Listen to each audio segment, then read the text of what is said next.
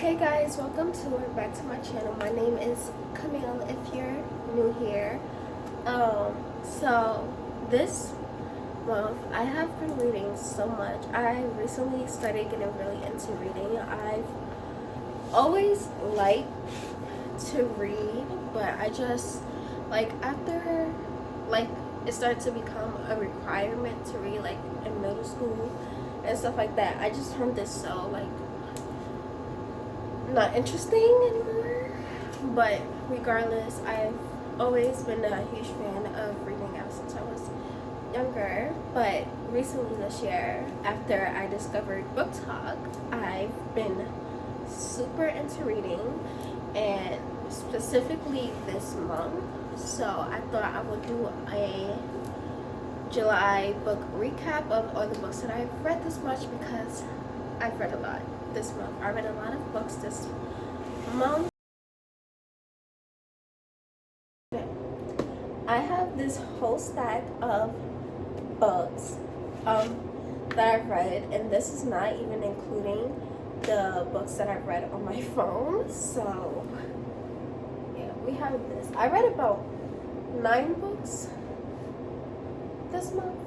I'm not sure. I will have to count it. Okay, so the first book that I read this month is The Song of Achilles. If you've been on Book Talk, you've probably heard of this book. It's been super popular, and for good reason. I am absolutely obsessed with this book. This is my favorite book. I am in love with it, and I would die to be able to read it again, from the start. I've never read it. It's so good, and the quotes in this book is amazing. I literally have a Song of Achilles wallpaper on my phone and on my computer. I'm literally obsessed. Every time I think about this book, every time I see a video, I feel like crying for some reason, because just the book is so beautiful, and the ending is so sad but beautiful at the same time, and I absolutely love it. I don't really think my ratings hold much weight, since I'm just starting out with reading books, but this will definitely be a 5 out of 5. I highly, if you take any of my suggestions, I highly recommend you read this book. It's by Madeline Miller, and it's basically about Achilles and his companion Patroclus, and I hope I'm saying his name right. And basically it's a love story between the two.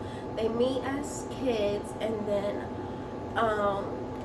they get older and they fall in love, and it's about their love story, and it's really a good book. It's just read it. And when I get these summaries, I'm sorry if I'm really bad at it. I don't know. Okay, so the second book is The 7 Husbands of Evelyn Hugo. If you could tell, I still have my bookmark in there. I've only read half of it so far. But this is a good book. It's also another Book Talk recommendation, and one of my recommendations. There's no specific reason why I haven't finished the book. I just haven't. I started reading it, got halfway through, and then kind of got distracted with other things. This is such a good book so far. It's by Taylor Jenkins Reid, and basically it's about this actress from the 1950s, Evelyn Hugo, and if you can tell by the title, she was married 7 times. So she's in not present day, whenever this book came out, I think in 2016 or something, sometime around this decade. She's talking to a reporter to write her biography about her life as a Hollywood actress in the 50s, and all the stuff that she's been through, and it's really good. There's a lot of scandal in there, and I do recommend this book. This is a good book if you are out on a picnic or something. This is such a good book to read. But yeah, I'm not gonna rate it since I haven't finished the book, but I know there's a surprise coming somewhere in this book, because the reporter, the journalist that she hired to write her biography after she's dead, she has no idea why Evelyn requested her, because she's just starting out in her career. So it's like some plot twists that I haven't gotten to, but I really like this book so far, and I don't know when I'm gonna finish it, but I need to finish it. The next book is Red, White, and Royal Blue, which I absolutely love. This is such a good book. So it's basically about the first son of the United States and the Prince of England. Basically, they're like enemies. Like, it's like an enemies to friends to lovers. Basically, they're like enemies. Alex, the first son, he basically hates Henry, the prince, for certain reasons. And when an incident happens, the U.S. and the UK force them to be friends in the public eye, which leads them to actually becoming friends, which then leads to them becoming lovers. So it's so good, and the progress, like seeing like them be enemies and then see them become like actual real friends to lovers, is so good, and it's so cute, and it makes me smile every time when I was reading it. It's such a good book and very feel good, and it's like it's just such a good book. So I recommend this. Since I did finish this book, I would definitely give it 4. I don't want to say 5 stars, because I don't want to give 5 stars out too easily. So I would definitely say this is like a 4.5 out of 5 stars for me. It's a really good book, and it's such a feel-good book, and I highly recommend that you read it. The next book I read is Aristotle and Dante Discover the Secrets of the Universe, which is such a good book. I haven't seen this one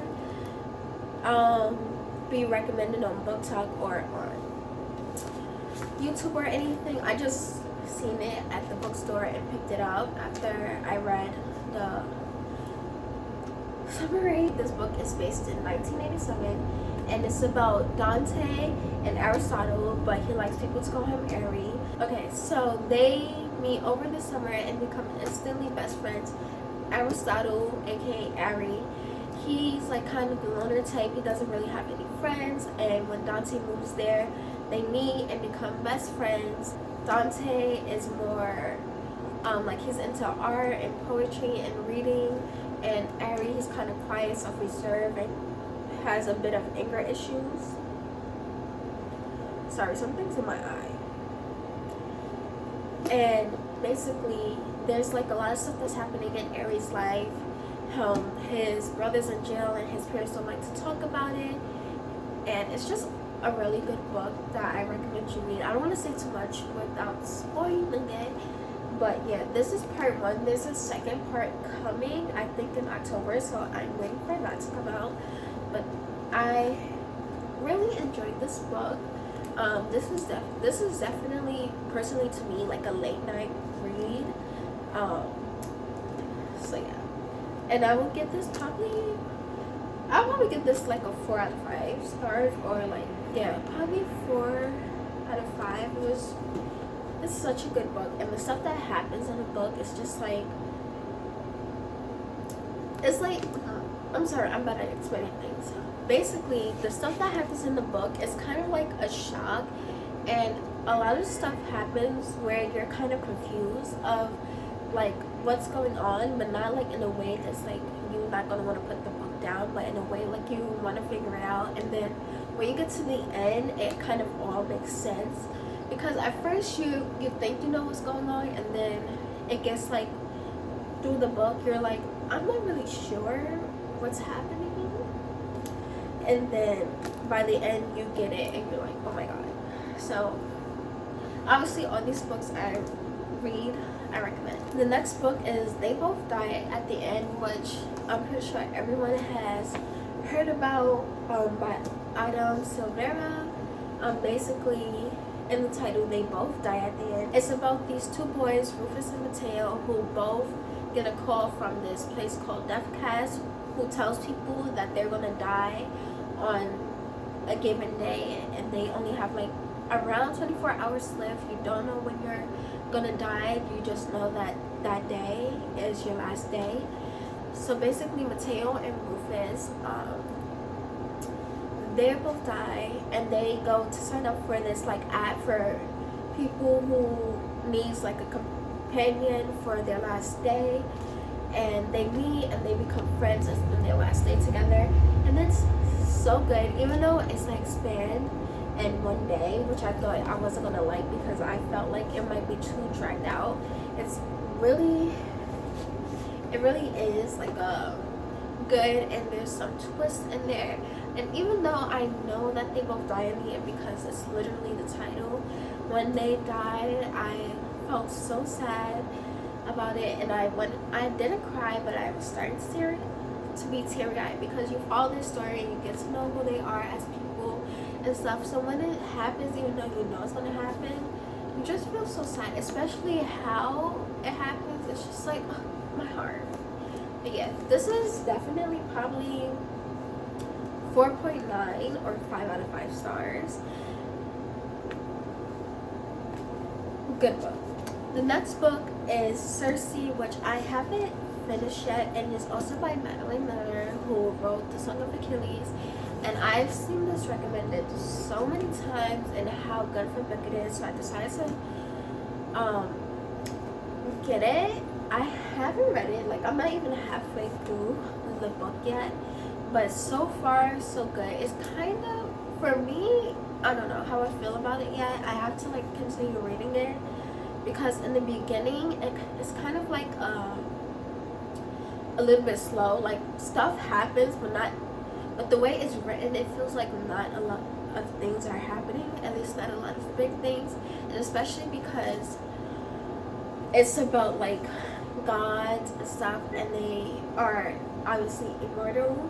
It spans over like hundreds of thousands of years, so it's hard for me to keep track of like the actual timeline that's happening there. But so far it's okay. Like I'm not really feeling all the hype yet, but I've barely made a dent in the book, so I'm not going to judge it yet, and I'm not going to rate it.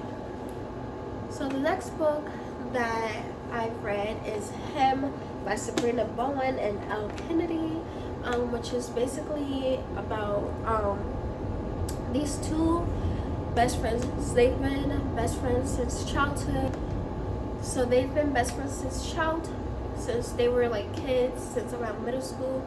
And Ryan, one of the guys, he stops talking to his best friend Jamie, and Jamie doesn't know why he stopped talking to him or communicating with him.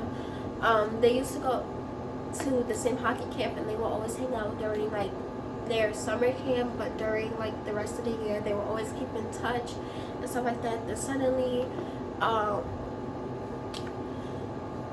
Ryan aka Wes, which is what he goes by, he just stops talking to Jamie, and Jamie doesn't know why. And then about 4 or 5 years later, they reunite at a hockey